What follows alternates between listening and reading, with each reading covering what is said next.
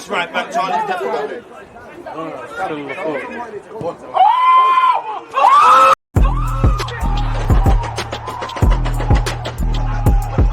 You always use that active when defenders have been given like.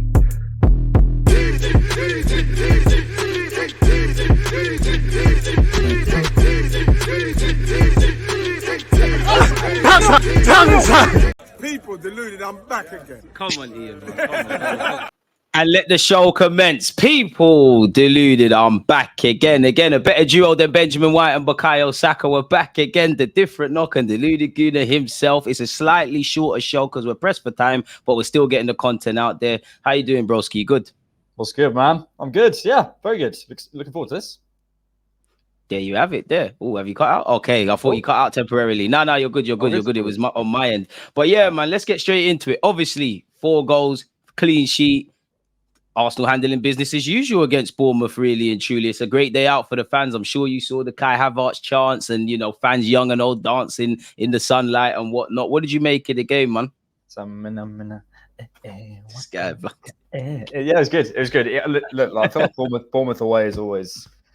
I don't know, like it feels like a ground that you don't want to say any ground's an easy ground or we always get a result somewhere because you never want to start that narrative. But it does feel like somewhere we've had a lot of luck over the years, and started a lot of chance over the years, which is nice. But yeah, I was pleased. I think I've said I said on various streams and stuff that I came away from this feeling like it was a really fluid attacking performance. But then I looked at the numbers. And actually, I think it was our worst in terms of final third entries. Bournemouth had double our final third entries, and yeah, it just goes to show that I think firstly that shows a clinical edge that we were missing so far this season. It goes to show that there is an element of this team that is still maybe not as fluid as we'd like it to be. Although I have a few theories about why that is, and maybe what that might be intentional.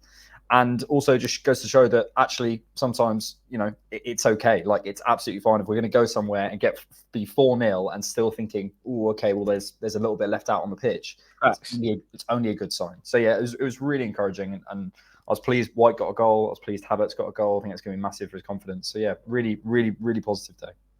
I think you're right in that, in terms of, I think it talks about Arsenal fans' expectations on the board. At this moment of making the vid, we've got 17 points on the board. Fans still want a lot more. I agree with what you say generally, because we've had comments about, you know, us not quite being at our fluid best. I think we're 70-80% personally. I think to get to 100%, I don't know what Arteta needs to do, but I think we can do more. Saying that we scored 4 goals, really. 2 of them were from the penalty spot, but you've got to earn the penalties, and credit to everyone, Odegaard and actually Eddie Nketiah as well. In fact, Eddie done well for the first 2 goals. I thought it was an interesting one from Bournemouth because they didn't quite sit back. They tried to press us. I think it was quite an interesting game as much as it was one-way traffic. And ultimately, bro, for me, it's just a professional performance. We didn't need to be per se at 100%. We kept a clean sheet relatively. Raya had nothing to do apart from be a centre-back out of possession. We obviously scored the goal. Saka scored with his head. We got 3 points. We reacted from the week before. And we go into the Manchester City game with a bit of insurance policy. You said it there for Kai Havertz. Obviously, good camaraderie from his teammates to let him take the penalty. Obviously, you want to see a lot more. Do you think this is now where Kai Havertz, his Arsenal career begins? Do you now think with that confidence potentially is where he now steps up? Obviously, this is a big week. We've got Lens. Obviously, we've got the Champions League. And just in general, it's a strong end to the year. So do you think now Kai Havertz is going to arrive and show his quality, ultimately why Mikel Arteta signed him? I don't foresee some huge turnaround. I don't. Personally, I don't foresee some big moment where Kai Havertz springs into life or a run of games where everything happens for him.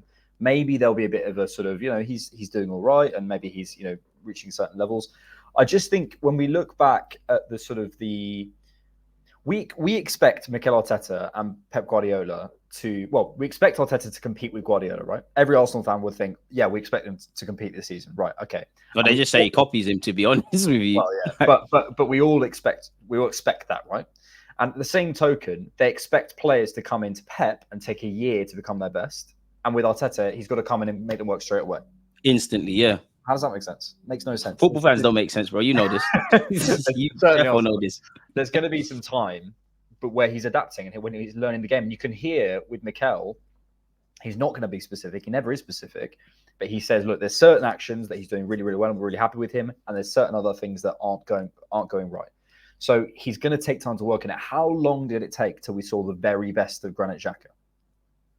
To be fair, it took a hot minute, really and truly. Years. But I think Xhaka was a bit of a misunderstood guy, really. I think what Arteta did is kind of, enhance Xhaka's strengths and hide his weaknesses, probably by getting him further up the pitch. Obviously, he had to defend and stuff like that. But you are right. And you made a great point in that people give Pep Guardiola time for his players to adapt. They don't really quite extend that to Arsenal. Obviously, that's probably because when you've got Grealish, people think highly of Grealish. A lot of people don't think that much highly of Kai Havertz, which in the footballing world, they must do. He's a German international, a Champions League winner. End of the day, he's been bought for 65 million odd quid.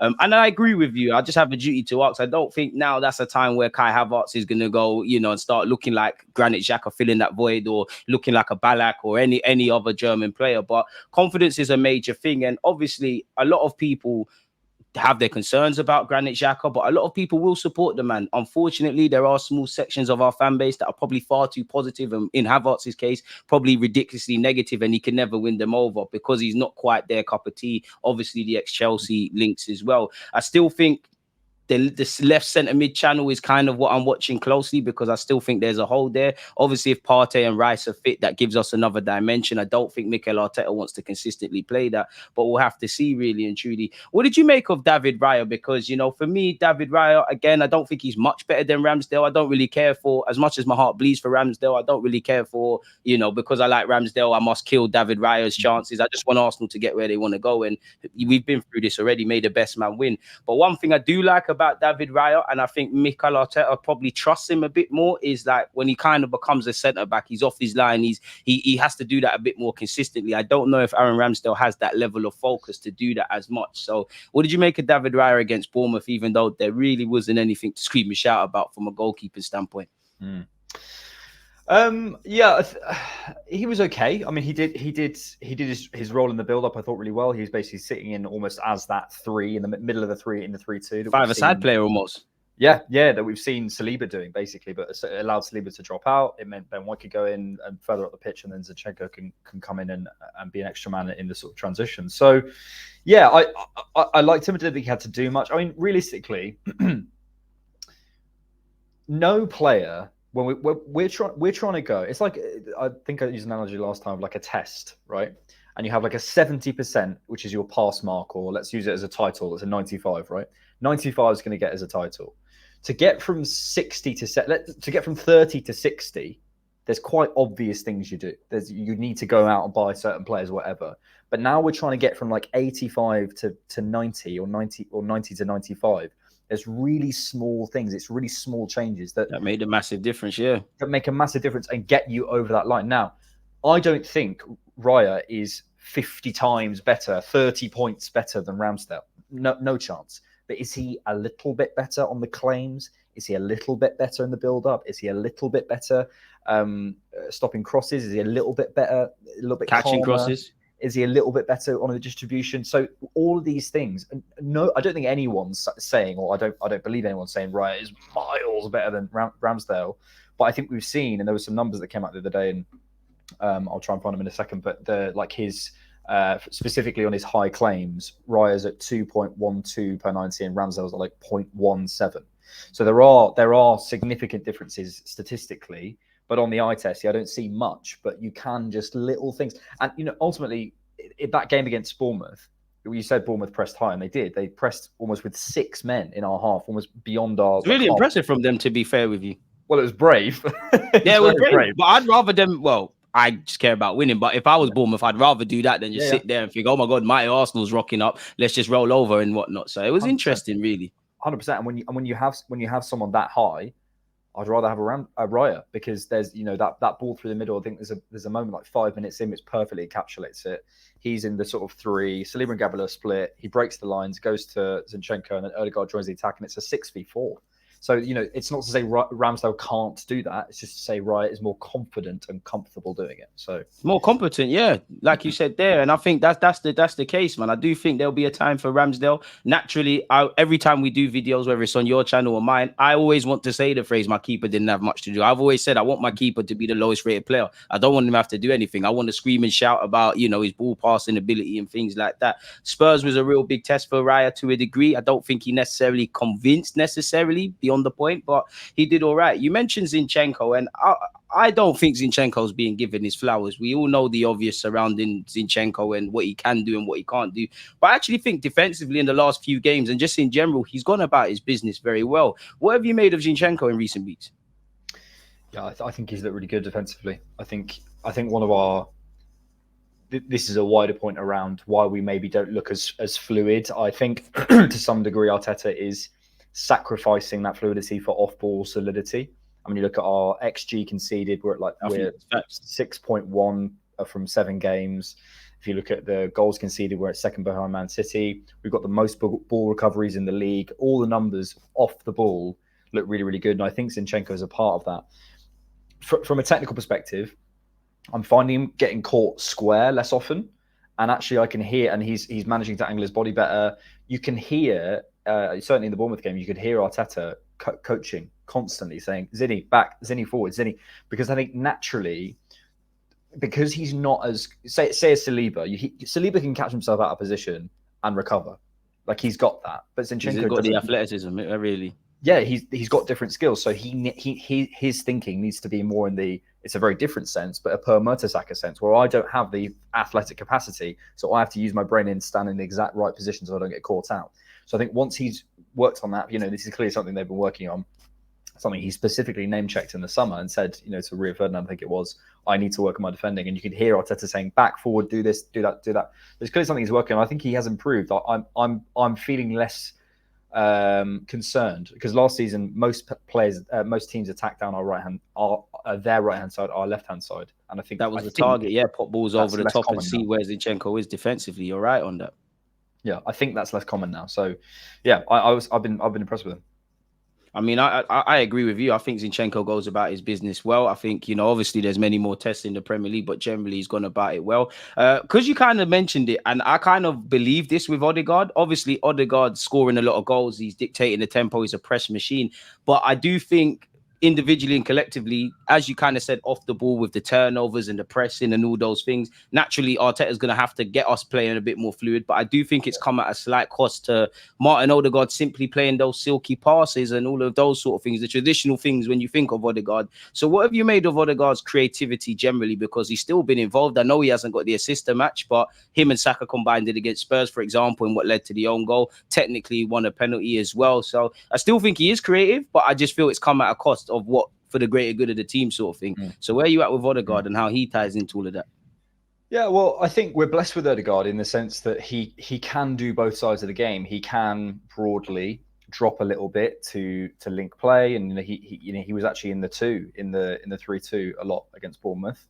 So he can drop and sit next to the DM, or he can stay high. If you watch him against Spurs, he was sort of sat between the centre back and the full back at times, and he was really, really high in that game. So I think he can do both. Where I see Odegaard best, personally, and I've said this before in an attacking sense, in that I'd prefer to see Odegaard be completely fluid and completely I think for me personally, I can almost watch Odegaard being coached in his mind as he's playing. So he's going, right, if I stand there, that player's going to move here, and I'm going to create the space for that. I can see that playing chess. He's a very, very, very intelligent player and person. And I think sometimes I'd rather him go, because he has the capacity, pick up the ball off Saka, get off, I'm going for it. And not necessarily worry too much about, okay, can I play that slip ball? Where are my 4 options here? I need to create an option for the man in possession. Just a little bit, pull off that, because I think he has the talent to go and do something ridiculous. Now, I'm in an attacking sense, but actually what I've seen and what we saw against Bournemouth was more of a linking sense. He was actually dropping a little bit. He was knocking it around corners. He was getting us up the pitch. So I was really pleased with that. And then in terms of the balance of the 8s, having Odegaard do that, being able to play both of those sides of the game broadly, means that Kai Havertz can remain high and do a bit more of what he does best in certain phases. That relationship, yeah. So it's the balance of the 8s. And this is the thing, 8s, if you have both 8s high doing the same thing, you're isolating the 6. And if you have both 8s dropped, you're isolating the zone 14. Midfield's susceptible to transitions, facts. Exactly. So you have to try and find a balance. And I think what Odegaard does do and what he has been showing is a versatility this season to some games drop a little bit and link play. And he was doing it last season as well, but also managed to get up a little bit, even within game, changing that. So he's fascinating. The only thing I'd say about Odegaard is I would like to see him on the left, because I do feel the angles suit him better. I think I've spoken about before, but yeah, I would still like to see him on the left. I mean, you kind of set it up perfectly because for me with Odegaard, I'm a big fan of him. As you know, he's one of my favorite players. He's as someone who's 28 and seen Arsene Wenger come through. I've loved these cultural players, and as much as I love Odegaard under Mikel Arteta, people always ask me which players do you think Wenger would love to coach. I think there's a few, but I think Odegaard would be really high up that list. I think he said I would love to. I think he was asked who you'd like to coach, and I think he said Odegaard. So swear, see there you have it, man. Obviously with Odegaard, as much as I love him, I'm a bit unrealistic because I think he's got the ability to do everything. I think, you know, because he's not what the conventional tackling midfielder is. I'm not by any means saying he's a destructive figure in the middle of the park, but as you said, off the ball he's great. He presses well. You can see him you mentioned coaching. He's coaching other players. He plays chess. He knows if I stand here, the ball will go here, and then some people can get involved. I'm a bit unrealistic in that I think he can get 20 odd assists or 15 or like just double numbers. I think he can get goals, but I do see him a bit like Santi Cazorla, completely different. I think you would rob him of the final third and you'd rob him of Bukayo Saka and them relationships. But I really think he could play in that left 8 and really dictate the tempo of the game and be the kind of latter stages of his career Santi Cazorla we had. So it's an interesting one with Odegaard. I do think because of what Arteta demands of him, it's kind of robbed him individually a tiny bit creatively. But I think he's a quality 8.5, man. What did you think of Benjamin White, new deal rumours coming out? Because I think he deserves it. Obviously, a lot of people online are saying, well, Ramsdale got a new deal. Now he's been kind of thrown to the wolves. Potentially, if Timber was fit, we might be saying the same things that we're saying about the two keepers, about Zinchenko and or Benjamin White. So what do you make of Benjamin White, despite having 3 years on his deal, getting a new deal, essentially? The Timber thing, the only data we have is that Zinchenko was dropped. Yeah. So, I don't know. Yeah, I mean, it depends on the game. But yeah, I wouldn't be so sure on White personally. To those who say that, yeah, I think Arteta absolutely loves White. I've said this before, but I think it's a point worth repeating. If you were trying to scout for White, if you said, right, I need someone who is 6'2", who can play central centre back, right centre back, and right back, and I'm pushing midfield, even though we ain't seen that, and probably eventually could play DM. I need someone who can get up and down and support the attack and be really smart with his runs, supporting my winger, but also be able to play in the 3 and also play out the goal Saka set up basically in the North London derby, to aid your point as well, where his overlap opens up the space. Saka, obviously, it cannons off Romero, Bob's your uncle. You're right. But to have the stamina and the athletic capacity to do that, as well as be such a solid defense, you're starting to go, hang on, who is this? This is a unicorn player who can do both sides of the game. So underappreciated. So yeah, and again, I do think it's a perception issue. I've said this before as well, but I do think it's a case of people have in their mind, I know what a centre back is. I've got a centre back. That's William Saliba. That's what a centre back is. I've got a traditional right back in my mind, which is, let's say, used to be like a Gary Neville and maybe would now be like a Kieran Trippier. So you're like, right, I know what that is as someone who swings balls into the box. That's not Ben White either. And I know what an inverted fullback is, because that's a Zinchenko or a Trent or something like that. So you get a sense, you have those sort of 3 camps. White's somewhere in the middle, and I don't think people quite know how to judge it. It's like a grey area, isn't it? He's not quite all of them, but he's got elements of such. Because how do you know when White's had a good game? Is it when he gets an assist from a cross? That's not fair on him. That's not what he does. How do you know when White's had a good game because he's been great in the build-up? Well, he's not your main build-up guy. It's not what he needs to do. So in terms of judging White when he's had a good game, I feel sorry for White, because as much as I feel he does have I do worry about him in the wide channels against players like a Doku. Shoot me, I wouldn't start him this weekend. I'd start Tomiyasu. Save that. We're gonna get into the City game and finish the game with White. But so against players like Doku and Mitoma, that's but that's like 3 or 4 players in the world. I wouldn't trust him against them at the minute. And people, for me, it's only Marcus Rashford, if I'm honest. Yeah. Well, whenever he plays him, people can evolve. But other than that, like, we are so lucky to have him, to be able to have that person who does that. And I think sometimes people sort of just go, if they feel like, I need to analyze something, I need to say someone had a bad game, Ben White. Because it's easy. Because if you say Saka had a bad game, people are like, no, he didn't. He did this. But if you say Ben White had a bad game, people go, well, because his role isn't clear necessarily, because it's so unique. In my opinion. I mean, I'm always going to push an agenda on fullbacks. I think we're the most underappreciated position on the planet. And I think Benjamin White, obviously, because of where he plays, Yeah, man, Sunday League fullback. I don't know what in my goal that I scored in the intro. I don't know what I was doing up there, but he bought a raffle ticket in it. What were you? Right back, left back? Both, man. Come on, man. You know me, versatile. Arteta would love me, man. I don't know about that. I was right back at home, so.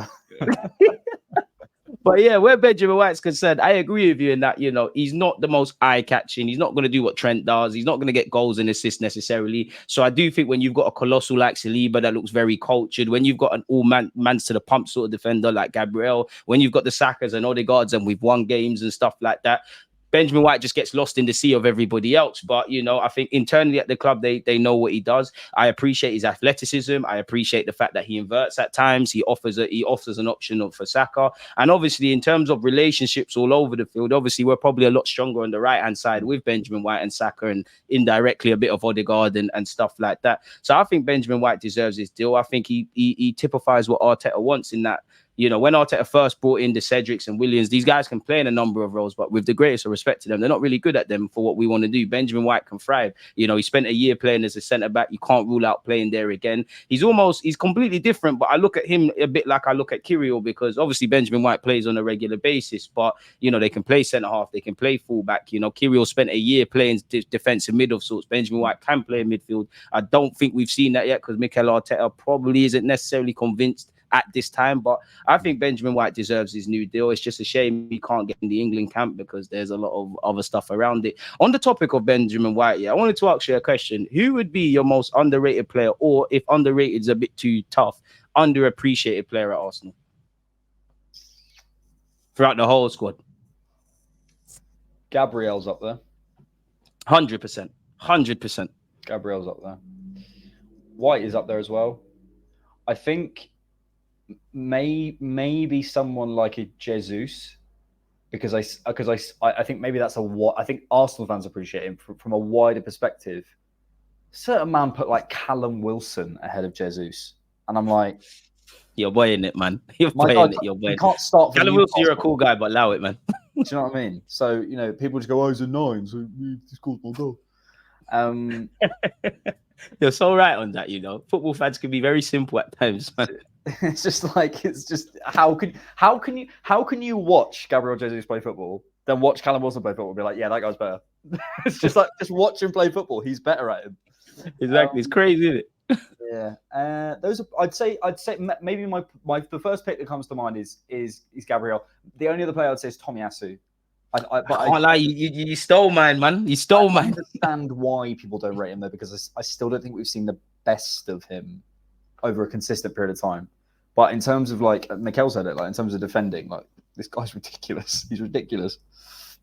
I mean, for me, you've kind of said it. I think Gabriel, because I don't think, we've spoken about this before. It's like if Gabriel and Saliba were brothers, Saliba's the golden boy and Gabriel's like the black sheep of the family. Not to put them against each other, but Saliba sometimes, quote unquote, gets away with murder and Gabriel doesn't. That's not afforded to him. Obviously, Gabriel's a bit more experienced. He's been here longer, but I don't think Gabriel gets his plaudits when we've had a great defensive performance. I wouldn't say we had to put in a creative shift against Bournemouth, but him and Saliba actually made 2 great blocks in the first half, if I remember. I don't think Gabriel gets enough praise for how he is in the build-up play, kind of being a centre-back and a left-back. I don't think he gets enough credit for...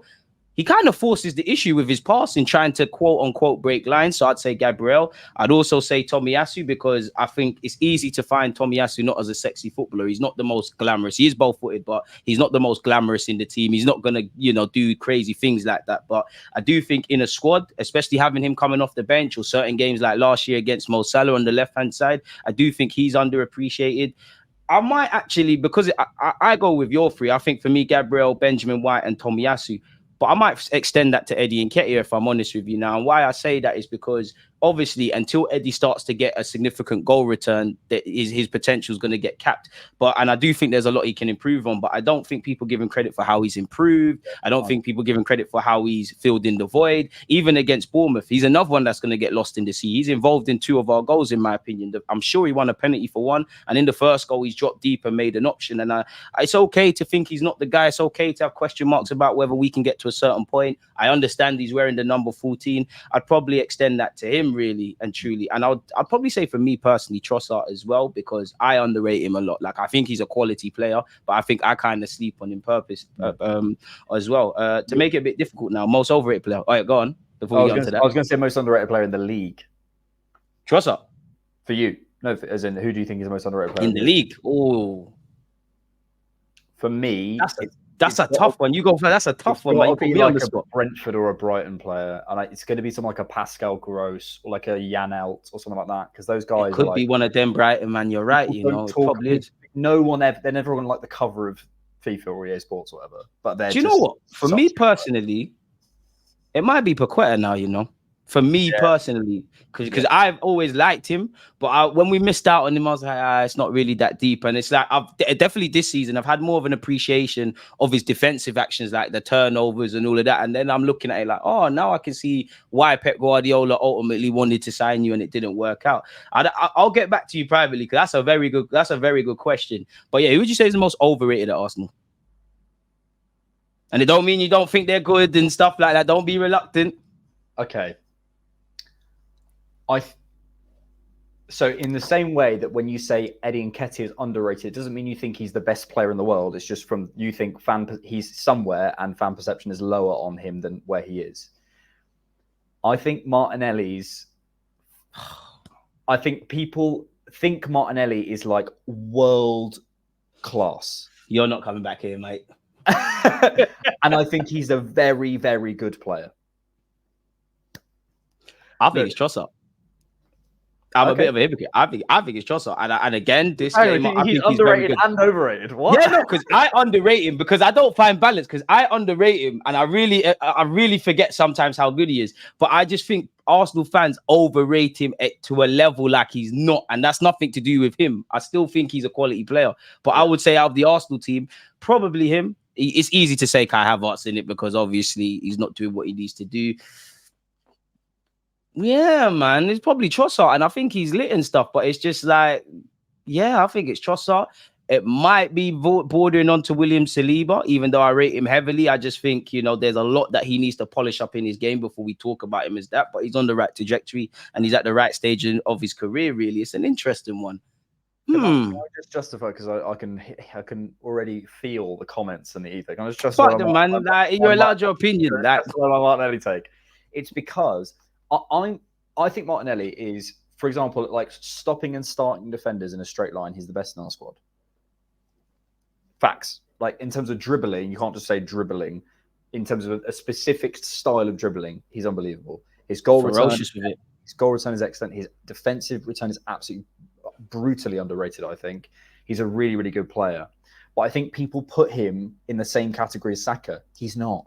He isn't. He just isn't. I'm sorry. He's not as good as Saka. And people think he's like either they'd probably pick Saka, but they'd say, yeah, Martinelli. It's Saka and Martinelli, and probably Saka just takes it. I'd say Saka's there, Martinelli's there, but Martinelli surprises people. You know, Ronaldinho talks about him. That's enough for me, innit? Ronaldinho says he's the guy. He's the guy that was everything I wanted to be in my childhood with my no-look passes, like shown on Sunday. So that's an interesting one, man.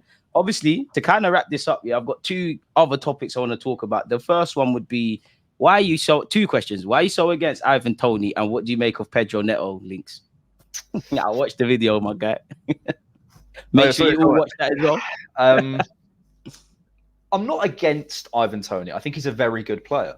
I think Ivan Toney is a very, very good player. And let's say we were in this summer where we were signing Jesus, or we were in the summer, maybe the summer before. If we'd gone out and got Toney, I'd have been happy with that. I just think if you sign Ivan Toney for 70, 80 million pounds, bit too much for me. Yeah, but that's the quoted price. If we're getting from 60 to 80, it's a bit crazy, no? We get 50. If we go get Ivan Toney 50 million, count me in 100%. But if you're going to 70, 80 million for Ivan Toney, what you're doing is you're stopping yourself going out and getting, for me, the most obvious target, Victor Osimhen. Yeah, there you go. You're stopping yourself doing that because you're not going to get Jesus, Eddie, and Ivan Toney out the door in the summer. And you're also not going to be able to sign Victor Osimhen saying, yeah, we've already got 3 number 9s who all probably want to start, but, you know. So, you know, I just don't think that's going to happen. I think he's a good player, but I sort of made the point in the video that it depends if you're trying to evolve the attack. If you want to move to more of a sort of finisher type profile, which, let's be clear, I'm not saying Ivan Toney can't facilitate. He's a great facilitator forward, and he's really, really good, actually. His delivery in the final third is brilliant. His timing of his release is brilliant. but he's closer to the killer profile than Jesus is, right? In terms of performing at his XG or overperforming his XG. 24 goals last year. For me, you've got to be getting 30 league goals. You can't be at 20 with penalties. You're at 14 with a couple of whatever. And then I think he's only got 3 non-penalty goals more than Jesus or something like that as well, to be fair. So there is claims to what he's saying. Last season, he was at 0.6 goals per 90. Jesus was at 0.4, which is better. Yeah, absolutely.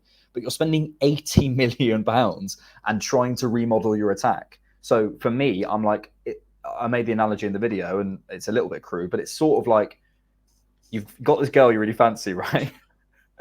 And you like settle for someone else because you're just desperate. It's like, come on, no, we can get to the weekend. So it's just like you've got to just wait it out. And I appreciate someone like a Pedro Neto is an investment for the future. I still think we need something on the wing, and I think he could cover for both Saka and Martinelli, and possibly challenge Martinelli.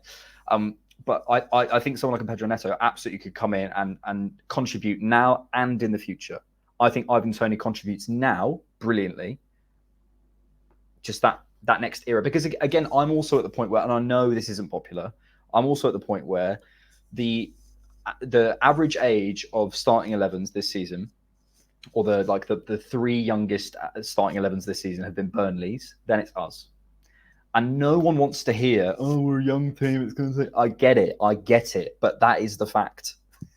Realistically, that's the model we're undertaking. You can't get away. It's not, people will attack you like you're the one who designed that, but it is a fact. You're right. We got younger this season. This is clearly still a 5-year thing. So I'm not saying it's going to take 5 years to get a trophy. I think we should be aiming for the Premier League title in 24-25. I think that at that point, I'll be saying we should be at the Premier League title. Hopefully Pep Guardiola's dust out by then. Exactly. Pep might be gone, Klopp might be gone, the whole league looks different. But I'm looking over the next 5 years, and I'm saying a Victor Osimhen coming in wins us, I think, 3 or 4 Premier Leagues and Champions Leagues in 5 years. That's the signing I'm after. If we want Ivan Toney now and then missing out on someone or not quite getting it, that might win us a league title, but it doesn't take us there. So that's, I'm with you, and I'm a fan of Ivan Toney. I think he could contribute a lot. I think if Arteta wants to get him in January and that can boost whatever we're fighting for at the time, I'm all for that. The only issue I have around Toney is, again, I think he can contribute. I think he will score a lot more goals, like Thomas Frank said, in a more attacking side or a team that's on the front foot more. But I agree with your point in that, does he really lift us a level? Cool, he's more of a killer per se in front of goal than Jesus. Obviously, I think as much as talking about a striker, we've spoken about it before, creation and is as big as chance conversion. We need to create more chances because we need to provide service. It's just a case of how much does he raise our profile? And I think Osimhen, obviously he ain't played in the Premier League. Ivan Toney has. I don't know. For all I know, we could sign Osimhen and he's going to be a flop. But I think Ivan Toney raises us to like here. Per se, kind of with Jesus. I think Osimhen takes us here because he's a cold-hearted killer. I like his runs that he makes. I don't think his general play is quite to Ivan Toney's standard, but there's other players that can make up the difference. And as you said there, 50, 60 million, I hear it for Ivan Toney. He's got 18 months left. I can kind of put up with that. When you start talking about this 80 million stuff, and Brentford are well within their rights to do whatever they want. The striker market is poor. Not that I am an accountant or anything, but for me as a general fan, once you start talking about 80 odd million quid, then for me, considering Osimhen's contracted until 2025, find the extra 20 million from somewhere or that kind of figure, and you might as well just sign him for whatever they want, because he's going to have to, if you don't sign a new deal at Napoli, he's going to be gone surely in the summer. He'd be our second most expensive player ever. Yeah. And for that, I expect league title. Without a doubt. Is he going to give us a league title? The thing is, everyone's saying, well, he might. So no. Go and get the guy who will. Yeah. City went, we're going to get the guy who will win us a league title. And everyone went, yeah, they're probably going to win. And then have your Julian Alvarez with the greatest of respect. But Haaland was confirmed goals. Obviously, Haaland's an anomaly in that he's so good. You almost forget how young the man is. But generally, he's taken a great team and made it greater in his own way. And there's obviously a correlation between him obviously winning the treble. There was a point where City was so good, they didn't need a striker. But there came a point, some games you just need a cold-hearted killer. And obviously on the pitch with a organic striker that wants to score goals, that opens up spots. So you're right, man. My last thing for you, and you kind of touched on it, Manchester City, man. The only place we can't really lose to them seems to be Wembley. Again, what is your feelings going into the game? Because for me, you have two options. If you cannot beat Manchester City in those 2 games, you have to play them in the Premier League. You need to be perfect in the other 36 games, where we can't, like every team, even City, we can't quite say that. I do think even if we lose, we shouldn't do too much. If we win, we shouldn't do too much. But for me, it's more of a mental block. You've played Sunday League football. You know, how disheartening can it be to keep losing to a team that you've been losing to, really? So I kind of want to see a performance. I want to see us win. In the last couple of games, obviously, we've got quite close to them, really. You know, obviously, Pep Guardiola showed why he's the master with how he moved Bernardo Silva. I think we've shown we can match them in the middle third, but in the, you know, final third and defensive third, as shown against Spurs, there's still a lot of brain farts that we're susceptible to. So what's your thoughts going into Sunday's showdown? It is on Sunday, right? It is, yeah. I think Sunday, so, yeah. 4:30. Yeah. Judgment Day. Yeah, I agree with your point that whatever happens, it shouldn't be the league's over or we've won the league. Either way, it's, you know, we're in a situation, but it's nice to feel like if we beat them, we go top.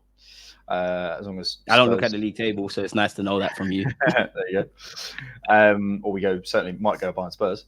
Yeah, careful, they've already won the league, mate. They won the league after their draw against us. Yeah, sorry, win. Yeah, man, fantastic club. Look, we're not going to have a better opportunity than with most of our players available and without Rodri and De Bruyne, because those, in terms of their difference makers, Haaland, Diaz, Rodri, and De Bruyne. Those are the four who you don't take out of that team. You don't take out that team. And for us, it's like Saliba, Ødegaard, Saka. Maybe you could add another one, Jesus, maybe. But, you know, I think those are the three for us. So they've got 4, we've got 3, and we just need to find, hopefully. You wouldn't throw Partey into that?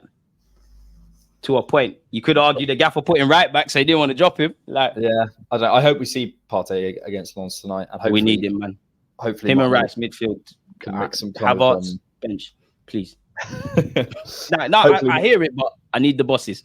Yeah, no, and I can see that, and I think we would absolutely dominate that midfield of Kovacic and Phillips or whoever it's going to be. But so I think we have an opportunity with the players out, and then what Mikel says about the boxes, we've just got to be clinical in the boxes. That is it, and I think it's now where football's won and lost.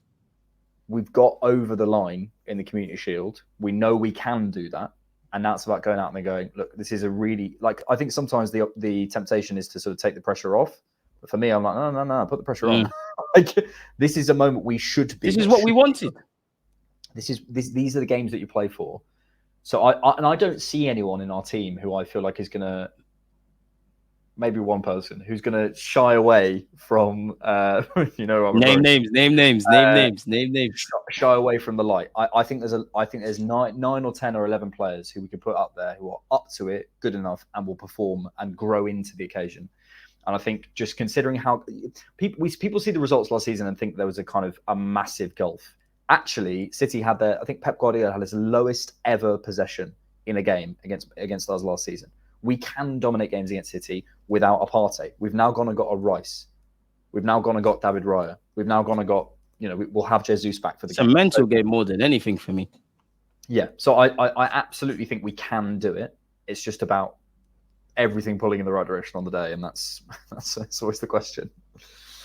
And I'm with you with the pressure, man. It's like, obviously, you know, pressure makes us thrive. At the end of the day, it makes diamonds. We wanted to be in this realm. We wanted to play teams like City where, especially if we keep going to the level we can, where we're going to have to play them again and again. And, you know, by God's grace, in the semi-finals of a Champions League or something like that. So relish the pressure. This is what the players have been working so hard for. This is a lot better pressure than fighting for Spurs to get top 4 and ultimately crumbling and going to Newcastle. So you're right. I think it's a game where, if I'm honest, I don't think we've been perfect in over 90 minutes across all actions. And against City, you don't get the benefits that you may have got against Spurs, against City, etc. I mean, against United, etc. So it'll be interesting. And it's also a game for Mikel Arteta, because he showed me that he can change things in games. But more importantly, he showed me he can plan. He can plan. And you've seen whether we've won, lost, or drawn throughout a couple of years now, that there's a method to the madness, whether it works or not. It's now when it comes to changing things. As I said earlier, when Bernardo Silva went from left back to right wing, that's where I'm looking at. Obviously, I don't expect to keep a clean sheet. Mentally, how do we react if we concede first or if we score first and whatever? Because the last few games have been fairly close, with the exception of the Etihad last year. In fact, our best game is probably in the FA Cup where we rotated. So it'd be an interesting one, man. It really is. I don't think we should draw conclusions.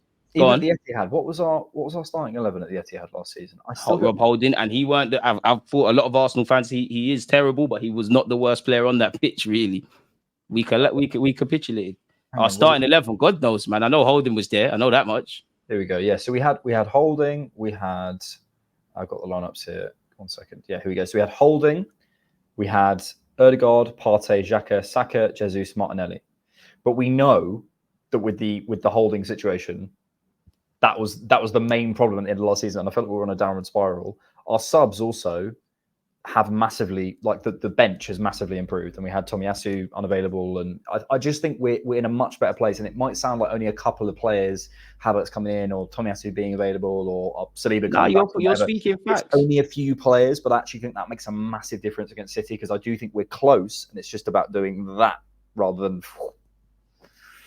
You're right, man. I would say one thing that actually scares me is the fact that there is no Diaz and there is no, well, sorry, not Diaz. There is no Rodri and things like that. I know he's a bit of an arch nemesis, but then it's a bit difficult to plan where other players can't be there. That's where other players step up. And I'm sure Mikel Arteta has spent hours watching several games and actions and all that stuff about City. So it'd be interesting. But fundamentally, regardless of the result, I just want us to have no regrets. If we've been at our optimum and City have shown why they're treble winners and Pep Guardiola's the guy, what can you do? You hold your hands up and we go again. I don't want it to be because of silly mistakes, because a bit like Spurs where we had a bit of F-ups in defence and obviously we weren't efficient in the final third. And these are the games generally, whether we've won, lost or drawn. I mean, we do similar content where you're looking at points of improvement or things you got away with in the game. You don't get away with them in games like this. So we're just going to have to relish it. We should be confident. You know, we should be fearless, because if we win, there's hella headlines. If we lose, well, there probably still will be hella headlines. But in terms of the results, City are expected to beat everyone. So we'll have to see. Final question then. Prediction. Score prediction, better yet. Heart, 1-0 Arsenal. Brain, 3-1 City, unfortunately. Yeah, Heart 2-1 Arsenal. Brain 2-2. 2-2. I think I still another one. Yeah, but again, I think we'll have I believe we have the capacity to go and win the game. We do, but it's just the point of like, can we get over that line? And we did in the Community Shield, but I still don't think we're mentally in a place where we go, no, we can always get over the line against it. Like when we go to Stamford Bridge now, there used to be a thing, but we've kind of changed that in the last few years. And now we go to Stamford Bridge. We're almost too overconfident in a great way. We know we're getting 3 points over there. We can get a result here. We absolutely can do that, and it's about the game. Against City, there's still that doubt of thinking, no matter what we do, can we get a result? And I think that's the only place. So we've shown it in the Community Shield. I still think we just need a few more of those to get over the line. But you're right there, man. And obviously, it's why I would like to win as well is because, as you know, a day and a week's a long time in football, but that's the last game before the international break, and you don't really want a sour taste in your mouth. So we'll have to see, man. What content you got to come out in the next days, weeks, whatever, man?